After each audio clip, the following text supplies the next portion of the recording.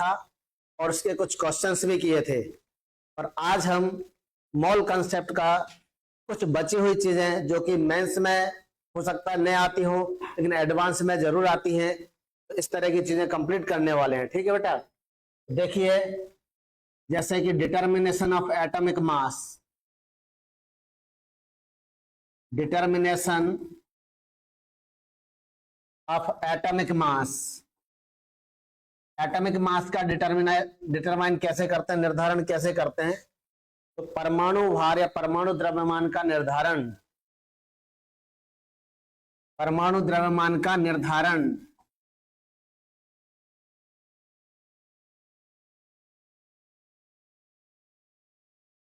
Determination of atomic mass, इसको निर्धारण करने के लिए बेटा लगभग में अप्रोक्सीमेट में हम यूज करते हैं ड्यूलोंग एंड पेटिट्स लॉ। कौन सा लॉ यूज करते हैं? ड्यूलोंग एंड पेटिट्स लॉ।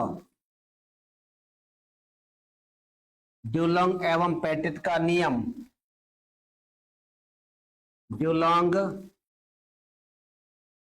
एवं पेटिट का नियम, ड्यूलोंग एवं पेटिट का नियम, इसका क्या सेंटेंस है, ये नियम होता क्या है, ये बताइए बेटा। तो ड्यूलोंग और पेटिट का नियम ये है अपने पास। इस नियम अनुसार या according to this law, according to this law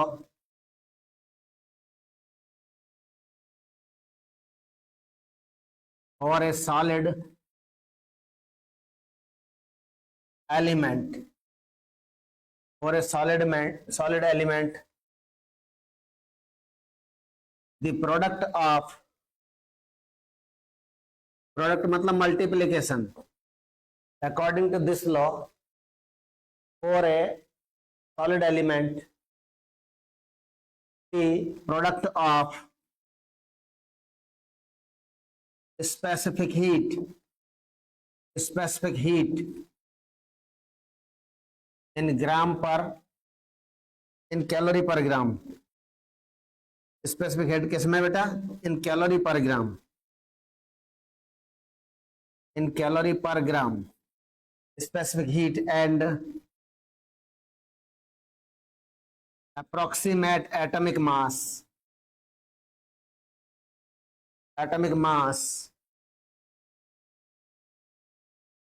is equal to,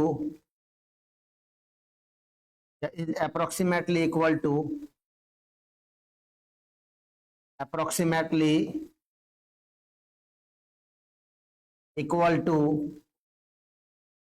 6.4। ये अपना लॉ है बेटा। इससे अप्रोक्सीमेट एटॉमिक मास, लगभग में परमाणु द्रव्यमान प्राप्त होता है। इसमें परमाणु द्रव्यमान प्राप्त होता है बेटा लगभग में। डिटर्मिनेशन ऑफ एटॉमिक मास, परमाणु द्रव्यमान का निर्धारण, इसको निर्धारित करने के लिए हम यूज करते हैं ड्यूलोंग एवं पेटिट्स का नियम, ड्यूलोंग तथा पेटिट का नियम।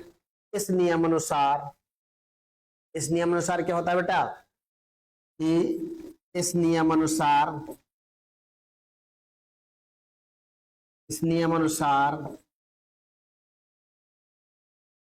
किसी ठोस तत्व का लगभग में परमाणु भार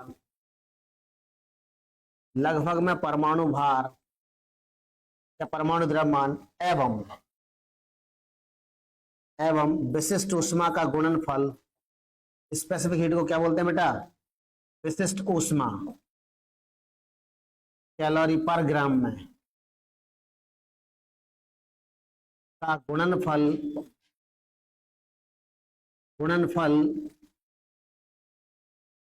लगभग 6.4 होता है।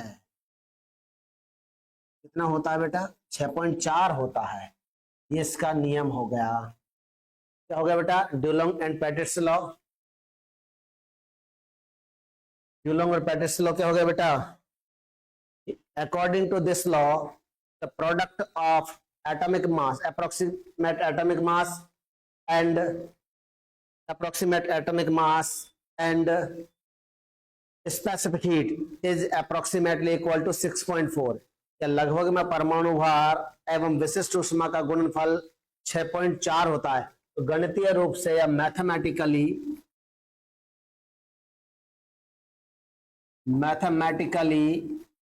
we can say that specific heat विशिष्ट ऊष्मा into atomic mass is approximately equal to 6.4. ये इसका मैथमेटिकल लॉ बन गया। क्या बेटा? विशिष्ट ऊष्मा इंटू लगभग में परमाणु भार लगभग बराबर होता 6.4 के। बात क्लियर? ये जो आपका है ड्यूलंग एंड पेटिस लॉ, ये होता है। इसको यूज कैसे करते हैं, क्वेश्चन कैसे आते हैं, तो आप क्वेश्चन समझिए बेटा इसको। क्वेश्चन नंबर 1, पहला question number 1, the specific heat of lithium is, lithium की विशिष्ट ऊष्मा बताइए। तो ये है आपके एंड 3 लिथियम 7 ये गिवन है आपको। ए 0.5 calorie per gram, B 0.71 calorie per gram, C 0.9 calorie per gram, D none of these, इनमें से कोई नहीं। तो आंसर बता सकते हैं क्या रहा? ऑफलाइन वाले डायरेक्ट बोल दें, ऑनलाइन वाले कमेंट्स में बता दें। ठीक है, क्या आंसर रहेगा बेटा? तो सॉल्यूशन करेंगे इसका। सॉल्यूशन स्पेसिफिक हीट यानी ड्यूलंग और पेटिस लॉ के according specific heat into atomic mass is nearly 6.4। Specific heat कितना आ गया? Specific heat equal to 6.4 upon atomic mass. बेटा ये आ गया specific heat equal to 6.4 upon atomic mass कितना है बेटा लिथियम का? 7। पॉइंट लगाया 9.6391 कैलोरी पर ग्राम। आ गया बेटा समझ में? बिल्कुल। क्वेश्चन नंबर 1 समझ में आया? ठीक है, क्या होता है बेटा? Specific heat into atomic mass, approximate atomic mass is equal to approximately 6.4 होता है। ये हमारे ड्यूलंग एंड पेटिस लॉ है। और आगे कैसे क्वेश्चंस में काम आएगा ये देखते हैं बेटा। क्वेश्चन नंबर 2, स्टेटमेंट 1, पहला कथन ये है कि द प्रोडक्ट ऑफ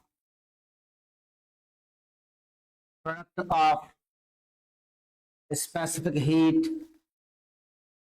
जूल पर ग्राम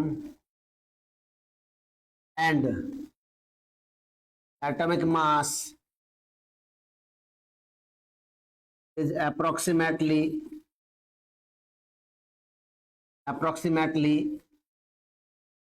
equal to 6.4।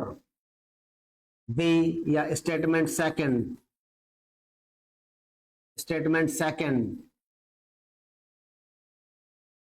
according to Dulong and Pettis law,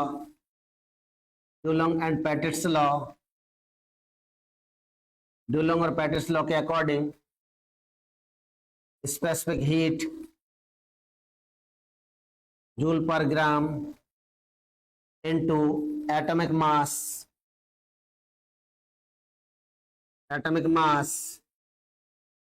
is nearly equal to 6.4. अब इसके ऑप्शंस मान लो ए, both are correct and correct explanation, both first and second are correct and correct explanation. B option, both first and second are correct, both are correct but not correct explanation. C, first is correct, second is incorrect. बताइए बेटा कौन सा सही होगा option? Both first and second are incorrect. बताइए बेटा कौन सा सही हो गया? पहला सही नजर आ रहा, तो देखने में तो ऐसा ही है कि सही नजर आ रहा है, लेकिन सही नहीं है. ध्यान से देखो ड्यूलोंग एंड पेटिट्स लॉ क्या था. चलो और पीछे चलो. According to this law, for a solid element the product of specific heat in calorie पर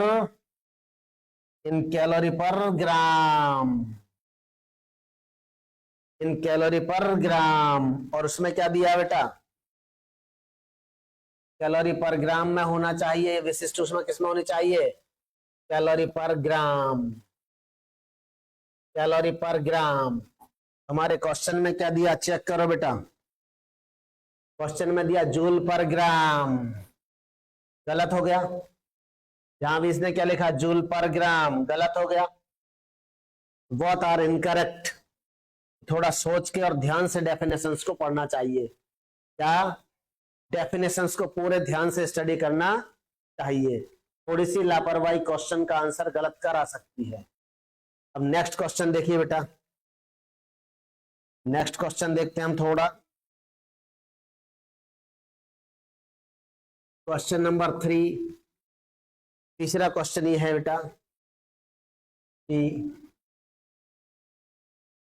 ड्यूलोंग and Petit's law is applicable for A, B, C, D. 4 option देंगे. ऐसे इसका उल्टा क्वेश्चन भी बनेगा. दोनों का एक्सप्लेनेशन सेम रहेगा. Dulong and Petit's law is not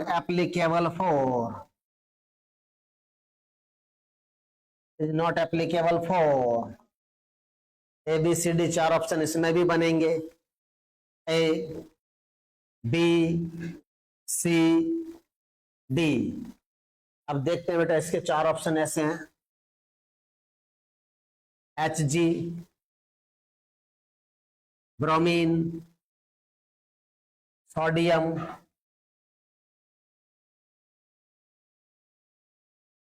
caesium. अब इसमें 4 ऑप्शन ये है कि कौन के लिए एप्लीकेबल नहीं है. Hg, caesium, bromine, all the above, all of these. All कर देंगे इसको. ऑल. बताइए बेटा क्या आंसर होगा. जिन बच्चों ने ड्यूलोंग एंड पेटिट्स लॉ की डेफिनेशन बहुत ध्यान से पढ़ी होगी। जिन बच्चों ने ड्यूलंग एंड पेटिट्स लॉ की डेफिनेशन बहुत ही ध्यान से पढ़ी होगी वो बच्चे इसका आंसर दे पाएंगे। कैसे, देखते हैं डेफिनेशन में क्या बोला है। ये देखिए, फॉर ए सॉलिड एलिमेंट, कौन के लिए एप्लीकेबल है ये, सॉलिड एलिमेंट। बस अब आंसर बन गया।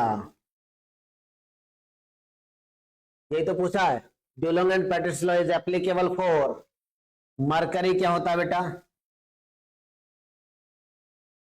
मरकरी या पारा, Hg क्या होता है, लिक्विड रूम टेम्परेचर। ब्रोमीन भी क्या होता है बेटा, लिक्विड एलिमेंट। एंड सोडियम कैसा है बेटा, सॉलिड एलिमेंट। और सीजियम कैसा होता है, लिक्विड एलिमेंट। तो याद रख लेना सीजियम को भी। इसका मतलब ड्यूलंग एंड पेटिट्स लॉ लिक्विड के लिए एप्लीकेबल नहीं होता, कौन के लिए एप्लीकेबल होता है, Dulong and Petit's law, Dulong and Petit's law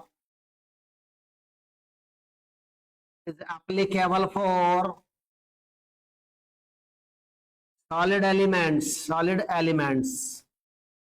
इनमें सॉलिड कौन है बेटा, सोडियम। सोडियम के लिए एप्लीकेबल हो गया। इस वाले चौथे क्वेश्चन में फर्स्ट और सेकंड दो ऑप्शन बन जाएंगे। B is not applicable for Hg, B graphite, C bromine, D H2SO4। या फिर ग्लूकोज कर दो, यहां पे क्या कर दो बेटा, ग्लूकोज।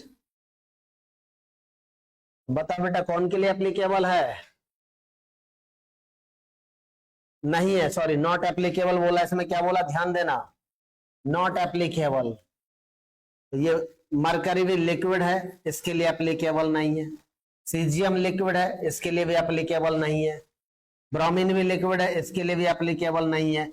ऑल, कौन के लिए एप्लीकेबल नहीं है बेटा, ऑल। बात समझ में आ रही है। अब दूसरे में कौन के लिए एप्लीकेबल नहीं, मरकरी लिक्विड है, ग्रेफाइट सॉलिड है, ब्रोमीन लिक्विड है और ग्लूकोज सॉलिड होता है। तो कौन के लिए एप्लीकेबल हो गया, इसके लिए एप्लीकेबल नहीं है और इसके लिए एप्लीकेबल नहीं है। और कौन के लिए एप्लीकेबल नहीं है बेटा, इसमें सेकंड वाले में 3 आंसर हो गए। क्या, सेकंड वाले के लिए आप क्या करेंगे आंसर, फर्स्ट का तो आंसर हो गया, आंसर फर्स्ट, ये सिंगल चॉइस हो गया बेटा फर्स्ट क्वेश्चन। और सेकंड क्वेश्चन आपका मल्टीपल चॉइस हो गया। फर्स्ट का आंसर हो गया ऑल डी और सेकंड का आंसर क्या होगा बेटा, बी फॉर बॉय, इसके लिए एप्लीकेबल नहीं है। Not applicable for C for cat, इसके लिए एप्लीकेबल नहीं है। लेकिन ग्लूकोज क्या है बेटा, कंपाउंड है, ये एलिमेंट है, ग्रेफाइट एलिमेंट है और ये बेटा कंपाउंड है, तो कंपाउंड के लिए भी एप्लीकेबल नहीं है। इसके लिए भी, तो ये भी एप्लीकेबल नहीं है। 3 के लिए एप्लीकेबल नहीं, तो ए सी एंड डी, इसके 3 आंसर हो गए। क्योंकि देखो डेफिनेशन में क्या था बेटा, एलिमेंट, सॉलिड एलिमेंट था। तो पूरी डेफिनेशन बिल्कुल ध्यान से पढ़ना चाहिए। आज मैं ये बता रहा हूं कि डेफिनेशन कितनी इंपॉर्टेंट होती है। बात समझ में आ रही है। आज का अपने इस लेक्चर का पूरा उद्देश्य यही है कि डेफिनेशन में कितनी सारी चीजें छुपी होती हैं। एक और क्वेश्चन कीजिए बेटा, क्वेश्चन नंबर 5।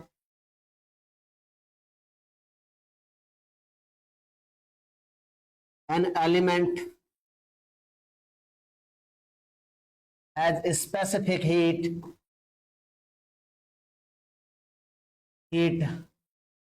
equal to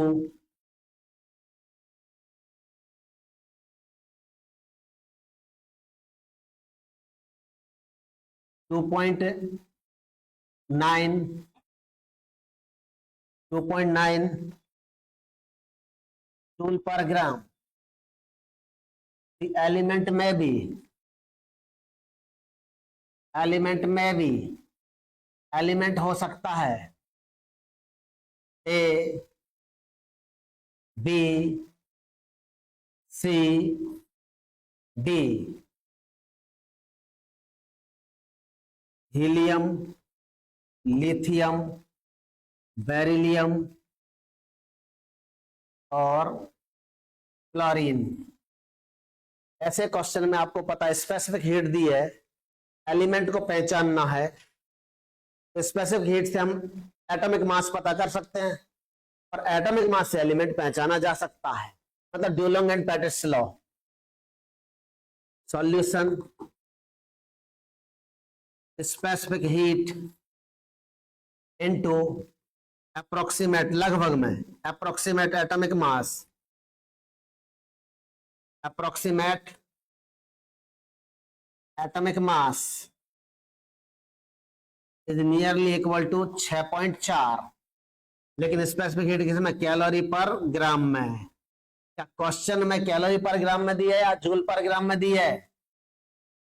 ये यहां ध्यान रखने वाली बात है। क्या बात है बेटा ध्यान रखने वाली? जूल पर ग्राम में दे रखी, तो इसको पहले कैलोरी पर ग्राम में बदल लो। तो कैलोरी पर, सिंस 1 कैलोरी इक्वल टू कितना होता है, 4.18 जूल। इस रिलेशन को यूज करके इस गिवन स्पेसिफिक हीट कितनी आ गई अपने पास? स्पेसिफिक हीट कितनी आई बेटा? स्पेसिफिक हीट आ गई 2.9 अपॉन 4.18, 7 चौके 28, नियरली 0.7 कैलोरी पर ग्राम। कैलोरी पर ग्राम में कन्वर्ट हो गई है। 2 जूल पर ग्राम दिया है, 4.18 से डिवाइड करेंगे तो कैलोरी में बदल जाता है। जूल को जब भी आपको कैलोरी में बदलना है तो 4.18 से डिवाइड कर लेना है। बात क्लियर बेटा? जूल को जब भी आपको कैलोरी में बदलना है तो क्या करना पड़ेगा? इस रिलेशन को याद रखना और 4.18 से डिवाइड कर लेना। अब इसको बेटा इसमें रख दो। स्पेसिफिक हीट कितना है? 0.7 into approx atomic mass equal to 6.4। इसको बेटा 0.7 के उधर ले आओ। ये अलग से कैलकुलेशन कर लिया हमने, इसको इधर लाए तो क्या हो गया? अप्रोक्स एटॉमिक मास बराबर 6.4 अपॉन 0.7। बेटा पॉइंट से पॉइंट हट गया, 9 7 63 9 आ गया। तो हीलियम तो बेटा लिक्विड है या सॉलिड है या गैस है? हीलियम एक गैस है, तो वैसे ही कैंसिल हो गया। और यहाँ क्लोरीन भी गैस है, तो वैसे ही कैंसिल हो गया। ये दो तो वैसे ही आंसर नहीं थे, इनके लिए तो ड्यूलोंग एंड पेटिस लॉ लगता ही नहीं, आंसर आएगा ही नहीं। बात क्लियर? ड्यूलोंग एंड पेटिस लॉ कौन के लिए काम करता है? सॉलिड के लिए। लिक्विड के लिए और गैस के लिए तो काम करता ही नहीं है। बात समझ में आई? अब बचा अपने पास लिथियम। सबको पता है लिथियम का एटॉमिक मास 7 होता है और बेरिलियम का एटॉमिक मास 9 होता है। आपका एटॉमिक मास कितना है बेटा? 9 आ गया। मतलब आंसर दिखाई दे रहा है सब बच्चों को। बात क्लियर है बेटा? तो किसी एलिमेंट को पहचानने के लिए उसका एटॉमिक मास या पता होना चाहिए, और किसी मॉलिक्यूल को पहचानने के लिए उसका मॉलिक्यूलर मास पता होना चाहिए। ये बात मैं बहुत पहले से बोलता आ रहा हूं। किसी तत्व को या परमाणु को या एलिमेंट को पहचानना है तो उसका परमाणु द्रव्यमान या परमाणु भार पता होना चाहिए, और किसी कंपाउंड या यौगिक को पहचानना तो उसका अणु भार या मॉलिक्यूलर मास पता होना चाहिए। बात क्लियर? अब नेक्स्ट क्वेश्चन देखिए बेटा, question number 6।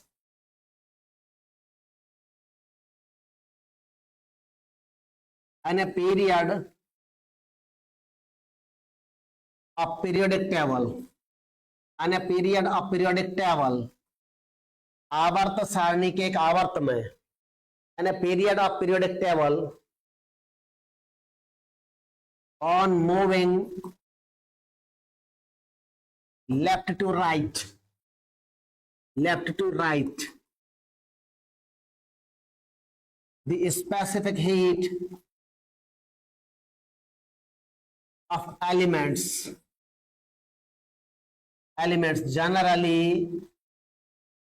generally A increases, B decreases, C remains constant, D cannot be predicted, predict नहीं की जा सकती। तो एक आवर्त सारणी के एक आवर्त में, आवर्त किसको बोलते हैं बेटा? एक जैसे पीरियोडिक टेबल है अपने पास ही है,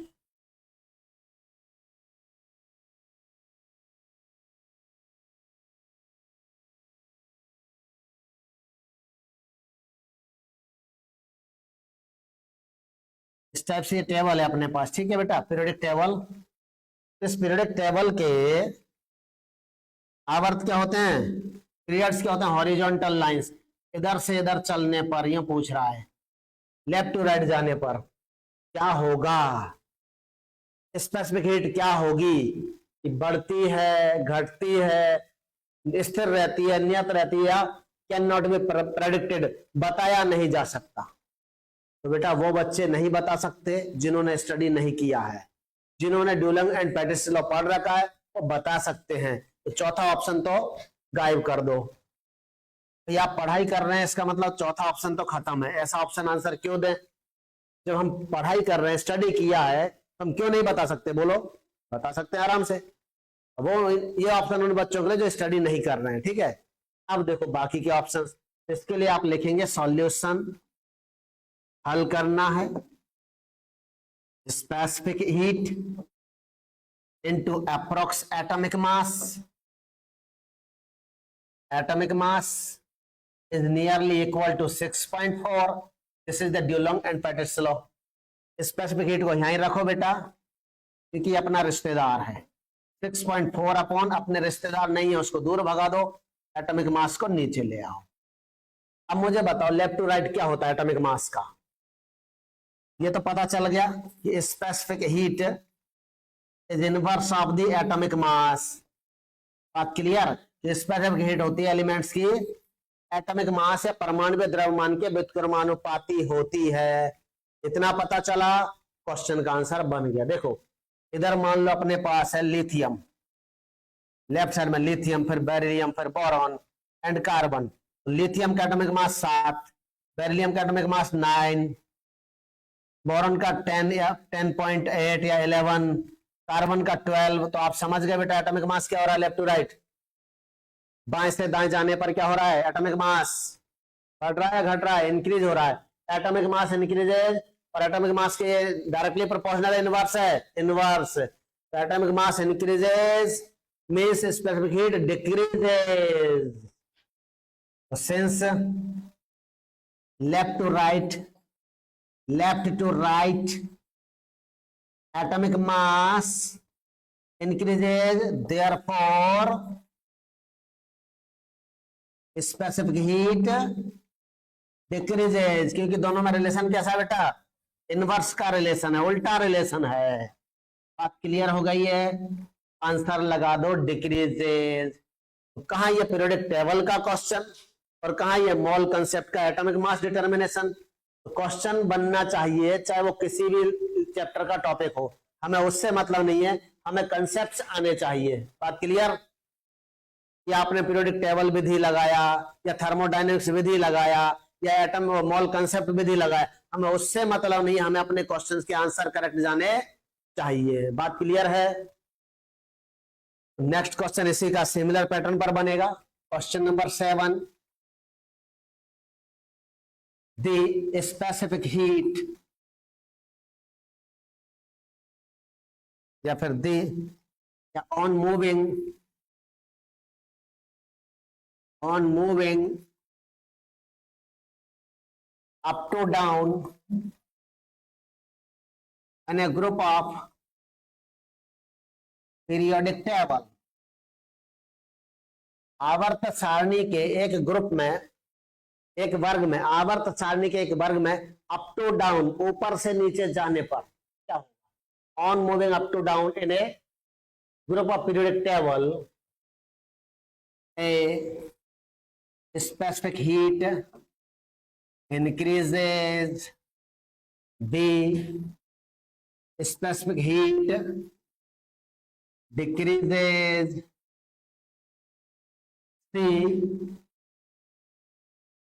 specific heat remains constant, D cannot be, specific heat cannot be predicted, specific heat cannot be predicted, specific heat का निर्धारण नहीं कर सकते। तो ऐसा नहीं है बेटा, जिन बच्चों ने ड्यूलंग एंड पैटिस लॉ नहीं पढ़ा है वो स्पेसिफिक हीट के बारे में कुछ नहीं बता सकते, लेकिन जिन्होंने ड्यूलंग एंड पैटिस लॉ पढ़ लिया है, स्टडी कर लिया है, उनके लिए क्वेश्चन कोई बड़ी बात नहीं है, बाएं हाथ का खेल है। ठीक है, कैसे है बेटा? सिमिलर सॉल्यूशन रहेगा। सॉल्यूशन पिछले क्वेश्चन में हमने क्या बताया? Specific heat is inverse of atomic mass. तो बेटा स्पेसिफिक हीट क्या होती है? एटॉमिक मास के इनवर्स होती है, परमाणु द्रव्यमान के व्युत्क्रमानुपाती होती है। अब एक वर्ग में क्या होता है चेक करो, जैसे लीना की रब से फरियाद, अप टू डाउन जा रहे हैं, तो क्या हो रहा है? देखिए अप टू डाउन जाने पर लिथियम का एटॉमिक मास 9, सोडियम का 23, पोटेशियम का 39 और डॉट डॉट डॉट। याद हो तो अच्छी बात, नहीं तो और भी कोई बात नहीं, लेकिन इतना पता चल गया कि अप टू डाउन मास में क्या हो रहा है बेटा? बढ़ोतरी, increases, atomic mass increases on moving up to down in a group, atomic mass increases, therefore specific heat decreases। क्योंकि इनमें रिलेशन कैसा है बेटा? इनवर्स वाला, डिक्रीज हो रही है, इसका भी आंसर बी हो गया। नोट कर ले बेटा। इसी तरह से अब हम बात करने वाले हैं लॉज ऑफ केमिकल कॉम्बिनेशन की। सारी वो चीजें बता रहा हूं बेटा जो अलग से एक्स्ट्रा काम आती रहती है। मोल कंसेप्ट लगभग खत्म हो चुका है, इसमें कंसंट्रेशन टर्म्स या सांद्रता पद बाकी हैं। तो सांद्रता पद का मेरा पैरेलल में 12th के वीडियो चल रहे हैं, 12th क्लास के लेक्चर्स इसी ऑनलाइन में आपने देखे होंगे। कंसंट्रेशन टर्म्स या सांद्रता पदों के ही चल रहे हैं अभी तक। शुरुआत के 2 या 3 लेक्चर आपकी classification and importance and introduction to the solution है। 3 लेक्चर के बाद चौथा, 5वां, 6वां और 11वां लेक्चर, 12वें लेक्चर तक कंसंट्रेशन टर्म्स के ही आपके क्या है वीडियो है। तो ध्यान से देख लेना 12th क्लास वाले, तो वो अपना काम चल जाएगा, वो मॉल कंसेप्ट में डायरेक्ट कनेक्ट हो जाएंगे। इसलिए मैंने एक साथ दोनों चैप्टर को स्टार्ट किया था। आप समझ में आ रही बात? अब इसमें देखते हैं बेटा laws of chemical combination. Heading लिखो,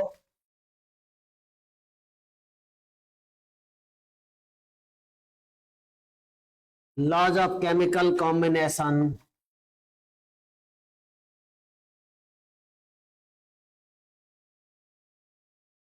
रासायनिक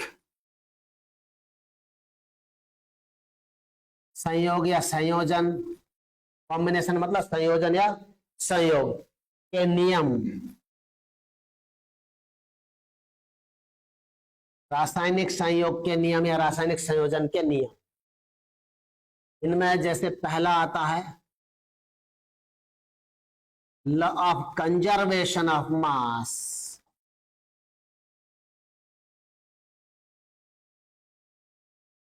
द्रव्यमान संरक्षण का नियम क्या आता है बेटा? द्रव्यमान संरक्षण का नियम।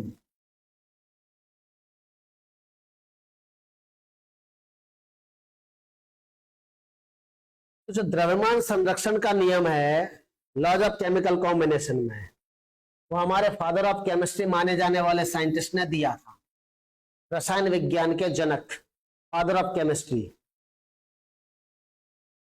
लेवोइजियर, एंटोइन वॉन लेवोइजियर। इसने दिया, ये याद हो जाए तो अच्छी बात है और नहीं हो तो और भी अच्छी बात है। लेवोइजियर, एंटोइन वॉन लेवोइजियर ने दिया ये।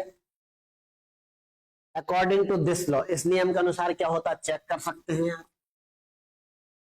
अकॉर्डिंग टू दिस लॉ, इस नियम अनुसार, ठीक है।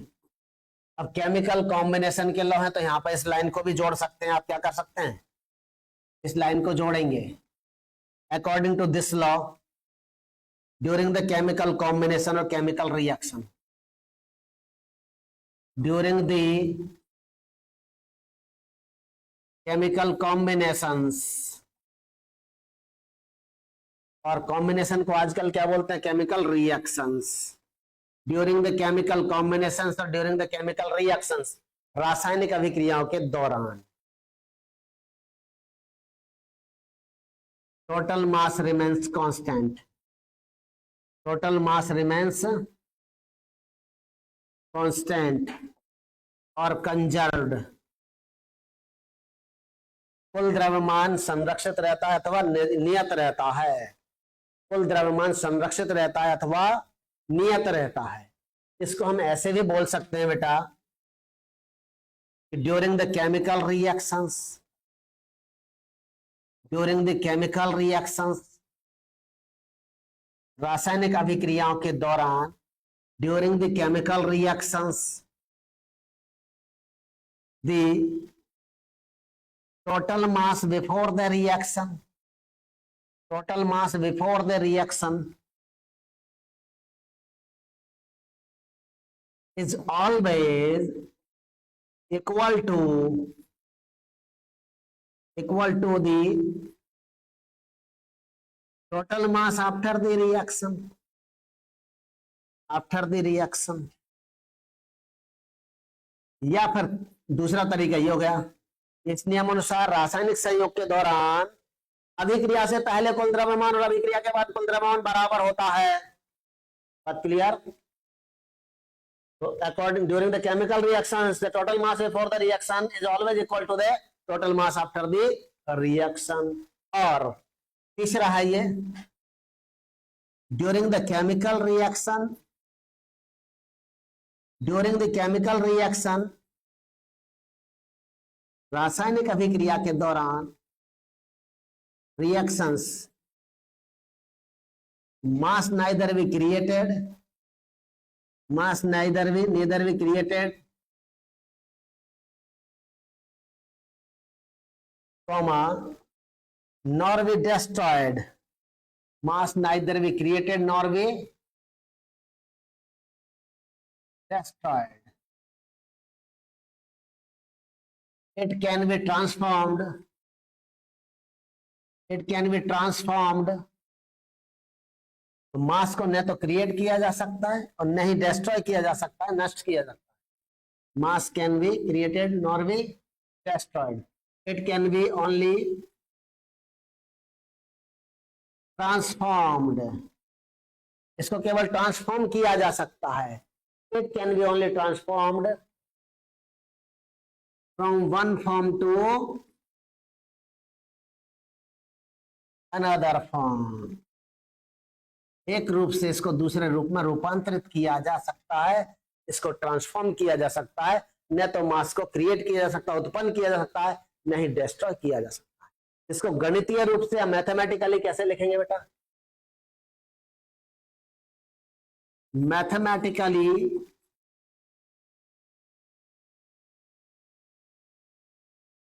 सिग्मा डब्ल्यू इनिशियल, यानी प्रारंभ में भारों का कुल जोड़, द्रव्यमान या वेट का कुल जोड़, equal to sigma W final, अंत में कुल जोड़। पर यह बात it is not applicable, not applicable for nuclear reactions, तो ऐसा क्यों बेटा? क्योंकि ड्यूरिंग द न्यूक्लियर रिएक्शन में क्या होता है बेटा? During the nuclear reaction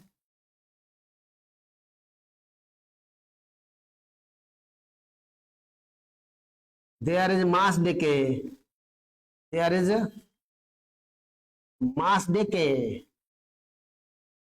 as per Einstein equation. कौन सी इक्वेशन के अकॉर्डिंग बेटा मास डिके है? आइंस्टाइन के मास एंड एनर्जी रिलेशनशिप से मास डिके होता है और कुछ मास एनर्जी में कन्वर्ट हो जाता है। कितना मास कन्वर्ट होता है? E equal to m into C square बोला जाता है। आप कह सकते हैं कि मान लो मास डिफेक्ट या मास डिके कितना है, माना कि let delta m is the mass decay, तो यहां डेल्टा बोला है। मास डिके कितना है बेटा? Delta m। मास डिके कितना? Delta m। आप यहां डेल्टा m लगाएंगे तो यहां डेल्टा E लिखना पड़ेगा। बात clear? Change in mass is directly proportional to change in energy, या energy production is directly proportional to mass change. More mass change more energy production.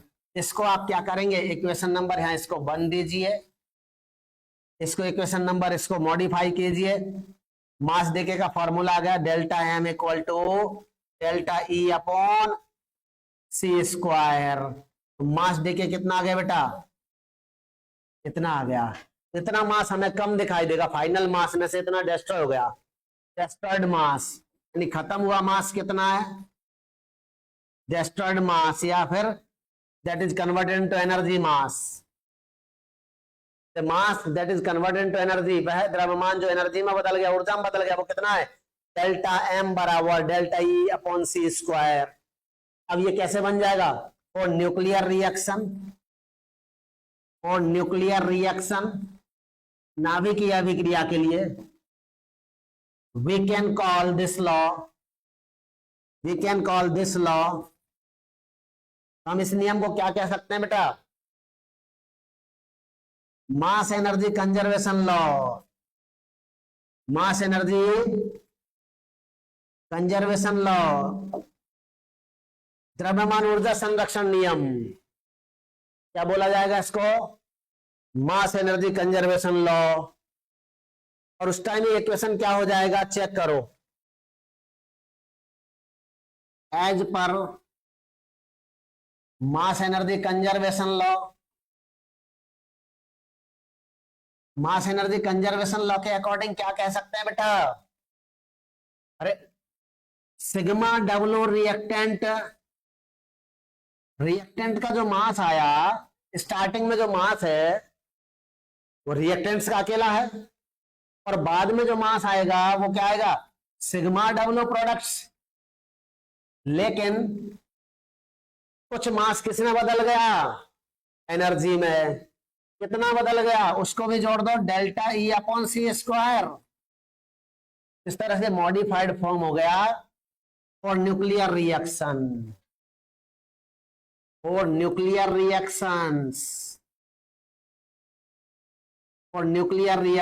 क्या लगेगा बेटा? Mass energy conservation law. और इसका equation क्या हो जाएगा? Sigma W reactant equal to sigma W products. बात क्लियर है? और delta E upon C square, क्योंकि तो थोड़ा बहुत कम प्राप्त होगा, क्योंकि कुछ क्या है मास एनर्जी में कन्वर्ट हो चुका होगा, उसको हमें कैलकुलेट करके यहाँ रखना पड़ेगा, तब लगेगा। बात क्लियर हुआ? तो देखो बेटा, अब हम सिर्फ केमिकल रिएक्शंस के लिए बात करेंगे, और ये जो है equation sigma W reactant equal to sigma W product को ही यूज करना है। Product reactant for chemical reaction, यही है फॉर केमिकल रिएक्शन। आप इसी से बेटा क्वेश्चंस बनाना for chemical reactions. Chemical reaction के लिए याद कर लो, आपके क्वेश्चन बनते रहेंगे। केमिकल रिएक्शन के लिए याद कर लो, आपके क्वेश्चन बनते रहेंगे। बात क्लियर है? कैसे? जैसे क्वेश्चन नंबर हमने देखा अभी तक 7 क्वेश्चन कर चुके, 8वां इस लेक्चर का हमारा ये 8 कि what is the mass of carbon dioxide obtained on heating 20 gram calcium carbonate that produces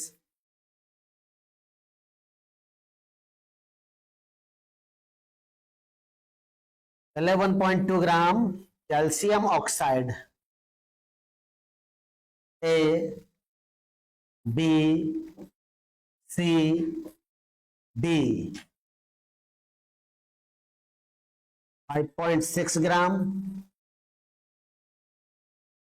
11.2 gram, 4.4 gram, 8.8 gram.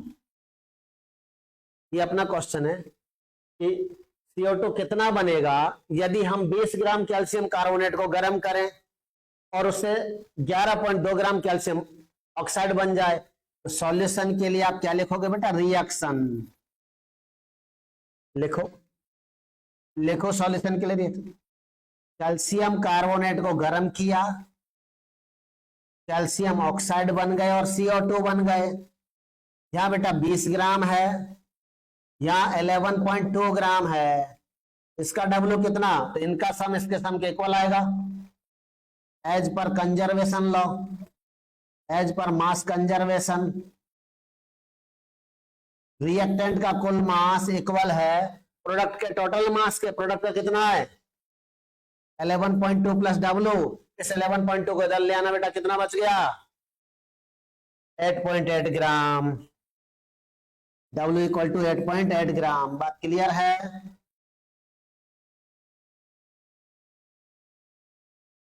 Note करें, बहुत ही आसान शब्दों में समझ में आ गए उम्मीद है। अब इसके बाकी के लॉज ऑफ केमिकल कॉम्बिनेशन हम नेक्स्ट लेक्चर में करेंगे बेटा। इसी तरह साथ बने रहिए, साथ में कमेंट्स करते रहिए। हाँ, ये लाइव के बाद में कमेंट्स करेंगे वो मुझे दिखाई देंगे, इसलिए आप बाद में भी कोई आपका डाउट हो उसको कमेंट में लिख सकते हैं। Thank you very much.